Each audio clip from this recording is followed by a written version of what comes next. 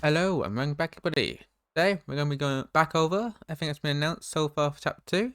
This time around it's going to be broken up into small segments. So this one's going to be all about the bots and NPCs that have been announced. So let's get into it. Start off with, we're going to talk about the Red Totebot. This guy has been mentioned in Deadblog 20 and 25. Let's get into it. So in Deadblog 20, he's referred to as the Red Guy. A new challenger explodes onto the scene. Its latest addition to the Totebot family, Red Totebot.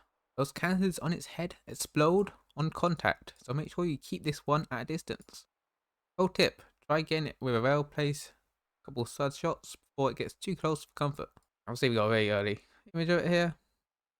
So we go over to Deadpool 25. Over in Deadpool 25, we get another image of the Red Totebot. Time with one with two canisters instead of 3 or 1. If we move down a bit, you're going to see a GIF of one actually aggroing on the player. There's a delay before it actually starts moving, and a slight delay before it actually explodes next year. We'll see. Yeah, we'll probably want to shoot it a bit before it gets close. Here we can also see it blowing out a vehicle. We teased this clanker before, but we never shown him in action until now. Originally designed to clear away mine shafts using explosives, some of the Red Tobots have since wandered up to the surface. When they encounter a mechanic, they will knight the payload for rushing at their target, and they won't stop until they reduce their target or anything standing in the way to smithereens. So I guess an easy comparison here is Creeper from Minecraft. As you can also see in the scene, you can also see it does drop a Red Totebot head. You can see it rolling off the edge there, the first one that explodes at the start of the GIF. Okay, next one is the Blue Totebot. Let's get into it. The Blue Totebot, unlike its explosive cousin, is an aquatic version of the Totebot. So as you can see it here swimming. There's a drill and a propeller on its head and flippers on its feet. Once it goes under play, it'll go into a torpedo or attacking motion. Essentially use a drill on its head to poke you. And obviously when it's on land, it'll be running. So this footage does appear to be sped up a little bit.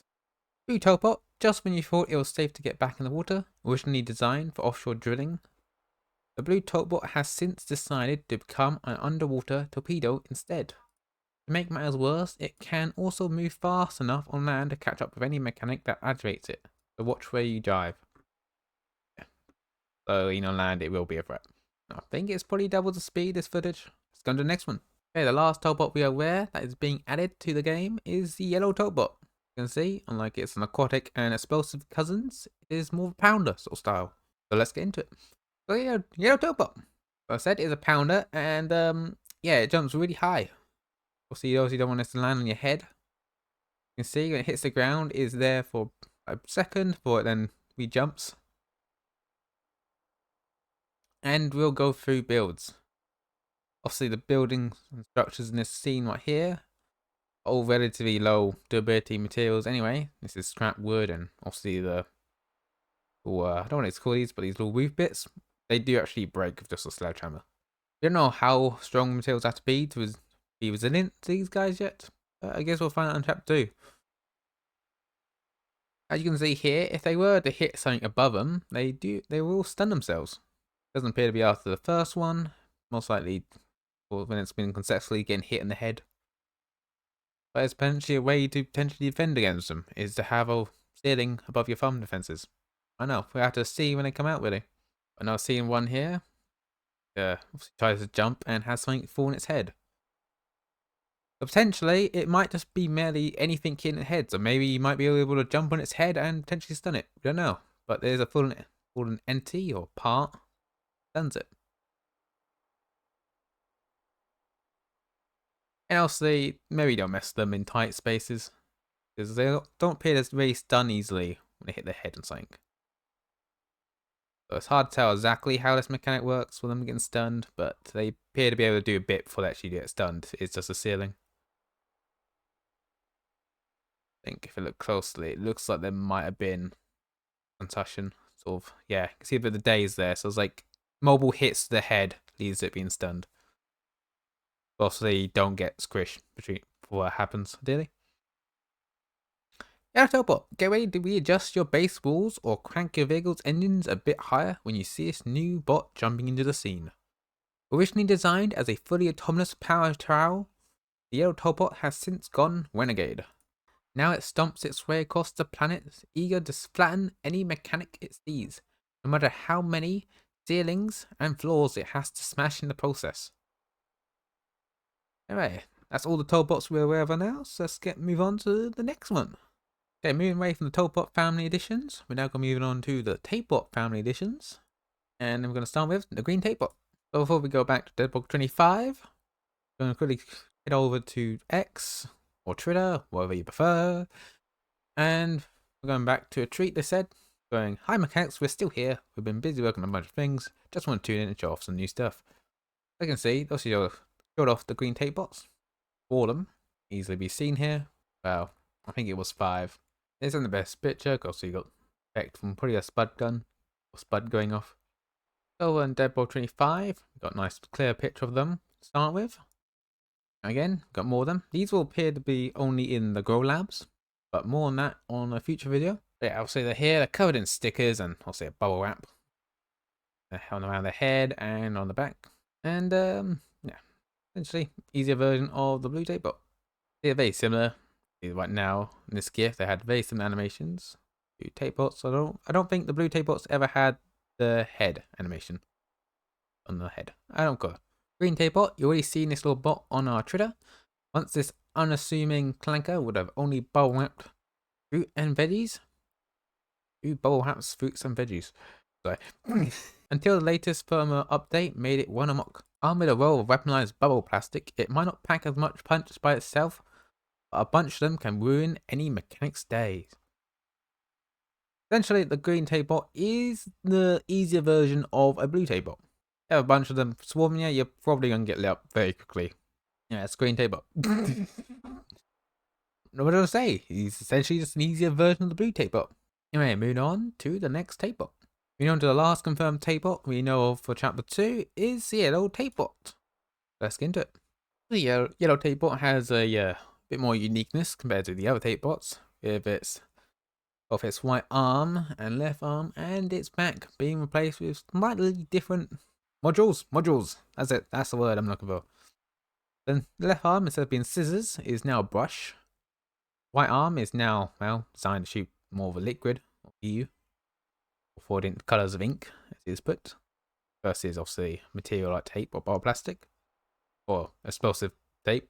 And most notably, it has a very big tank of liquid on its back, where the ink it uses is held. As we can see, yellow TapeBot does spawn in the Grow Labs like the green TapeBot. Not aware of any other places yet. Again, we can see another idle animation here. Also has like a little visor, so it doesn't get any of the ink on its lens. So by the looks of it, it's got very close to doing that already. When you're fighting it, it will actually shoot you that gooey ink, and it will actually slow you down. And you can see it will stick to the floor in whole patches, and it will slow the mechanic down. Obviously, once you're slowed down, it's going to be a lot harder to dodge or even escape from the TapeBots, as they'll easily be able to catch up to you afterwards. So green TapeBots, you know they're meant to be less a threat to than blue TapeBots, will easily be able to hunt you down. Yellow TapeBot, an elegant bot for a civilized age. Yellow TapeBot was perfectly harmless, designed to keep everything neat and tidy in storages, by painting labels with its special 4-colored ink. Following a disastrous firmware update that made it run amok, however, this clanker has found a new purpose. Now it uses the same sorting ink to hurt and slow down any mechanic it sees. They really do like saying clanker. Don't blame them. It's a good word. Again, just a side note, another little hint at potentially what the story is going to be about. Anyway, that's the other TapeBot. As the last TapeBot we're aware of being added. Let's move on to the unique bots being added to the game. Moving on to the next bot. This one we've actually got probably the most actually shown about it, which is the Cablebot. To start off with the Twitter is, "Hi mechanics, all work has been done on the Cablebots. They're now really good at climbing up on creations. However, don't worry, it won't be this easy for them to munch on metal blocks. This is just running some tests." As you can see, they can actually climb up the creation like up 90 degrees. Interesting to see if they can actually pathfind all the holes, and I think it's hard to tell. I think they sort of done those holes as I pass them all the time. Yeah, that's the gift to show the Cablebots. Now onto Deadblock 21. Oh, and Deadblock 21, you also get this nice close up of the Cablebot. We follow it up by like what appears to be a little ambush of a bunch of like Cablebots. Probably around like around 10 to 20, most likely around here right now. Obviously, you can see some are attacking the vehicle. Except from the electrical effects. You can see from the breaking blocks. And obviously here you can see them climbing up the walls and that. Cablebot. Watch out, these are more bots incoming in the next chapter. While traveling deep underground, you might encounter some of the Cablebots. They travel in big numbers and love digging holes with their cable clippers. No one knows why the Cablebots are that deep in the first place yet. Perhaps you'll find the answers to this mystery in a future update. Until then, you have the best prep some chests with potatoes and dust off the old spud gun. You're gonna need it. Obviously here at this dev blog we have only images, but the next one does actually have GIFs of them moving around that as well. So in the next dev blog we can see the mechanics essentially being swarmed by a bunch of them. They appear to have just dug through into another opening, and as you can see they're literally pouring in the cave back in the mechanic. Obviously, we have no idea how much damage they do yet, but judging from the fact how many they are, they're probably going to be very little damage per bot, but the numbers is probably going to make up for it. You can see here, it appears they need most likely 1 to 2 hits. It's hard to tell if you essentially hit them or not here, but it looks like it's 2 for that bot towards the end, and actually get killed. You can see here, they're coming through and obviously attacking the wheels of their creation. Obviously here we can see the vehicle has lost a wheel and is rapidly being swarmed by a bunch of Cablebots. One actually appears to be trying to grab onto there. You can see it sort of briefly sort of rotates and sort of breaks off what it was pinching on that wheel. We're going to the next scene. You can see the vehicle didn't really fare well against them. Cablebots will be able to cling on to creation. Cablebot update. The Cablebots are really starting to shape up. Very deep underground in the collapsed mine, these clankers come in great numbers, attacking both you and your creations on sight. Sometimes they might latch onto your creation and gradually eat away at it. Other times they might simply leech off your battery or fuel resources. You better slap them off your creation before they start piling up. That's when they're going to do some real damage. But again, something you don't want to get swarmed by. And again, you're probably going to want to make sure your vehicles aren't got their engines exposed as well. It'd be a good idea to have them encased.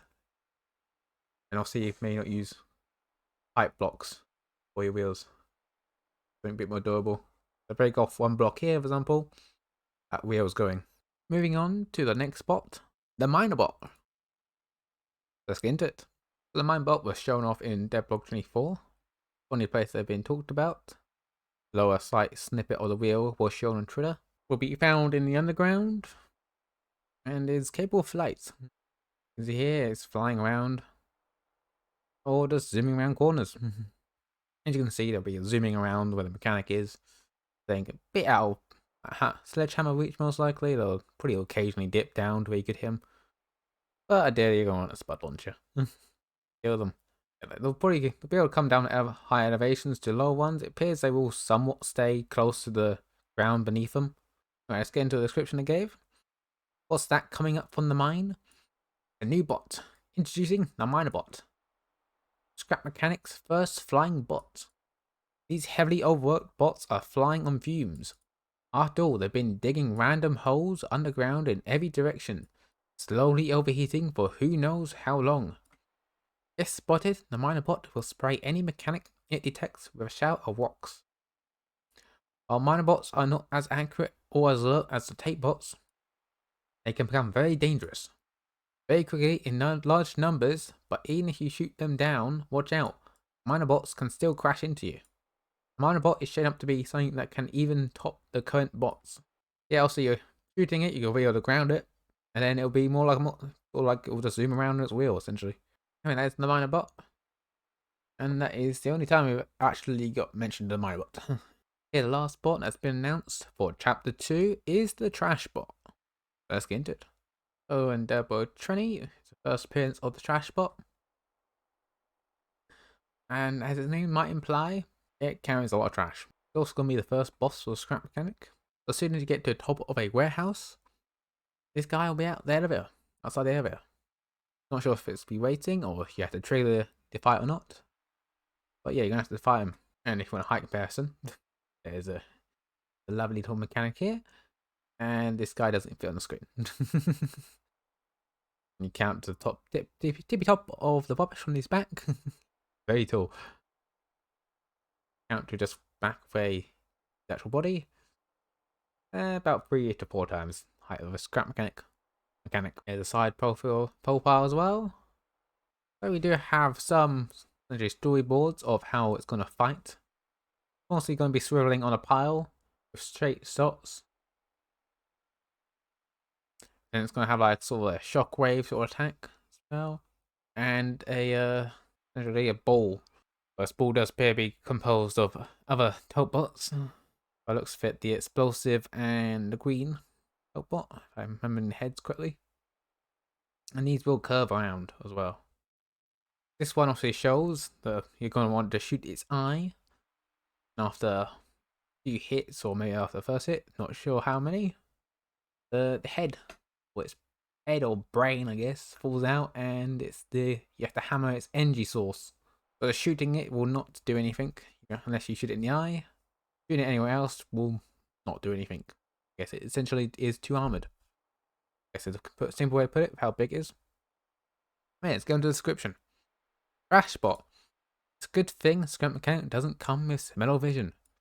Introducing the biggest bot we've made so far, the Trashbot. This smelly clanker is the very first boss of the game.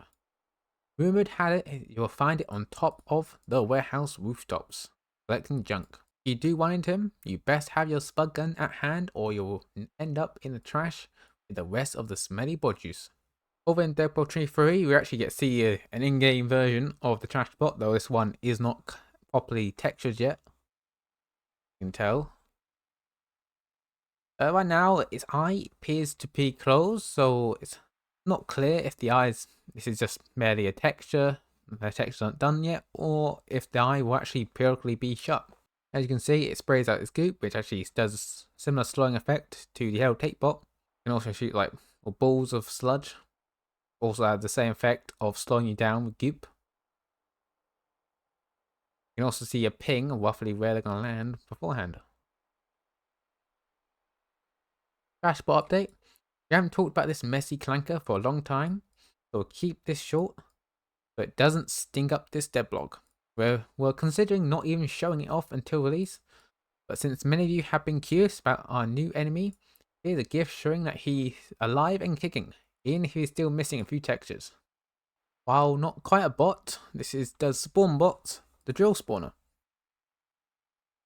So the drill spawner is essentially something that will spawn bots.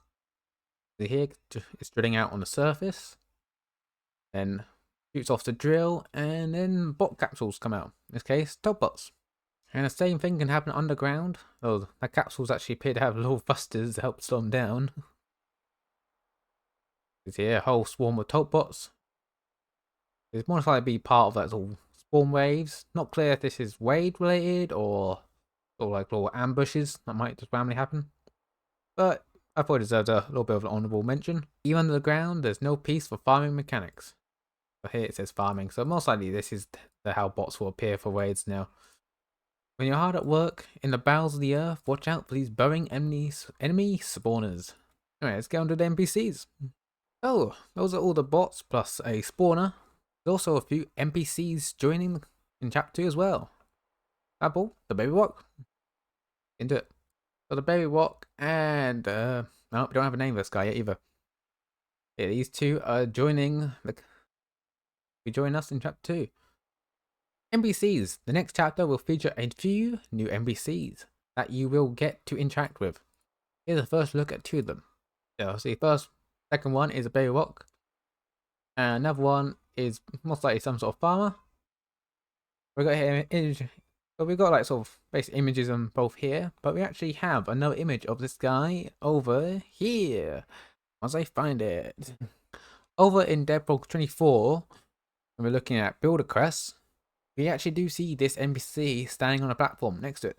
No, the world scrap cannon survival is pretty big, but it's also pretty empty at this moment. That's about to change with the new builder quest. While you're out exploring and collecting resources, you'll come across these characters who need your help to build varying of things. Help them out, and they will always have some great rewards in return. Obviously, here I mentioned characters, so there's potentially a few others. As you can see, this guy is gonna probably want a lookout post. By the looks of it. Yeah, that's all the NPCs we've got now. That is all the bots and NPCs that have currently been announced.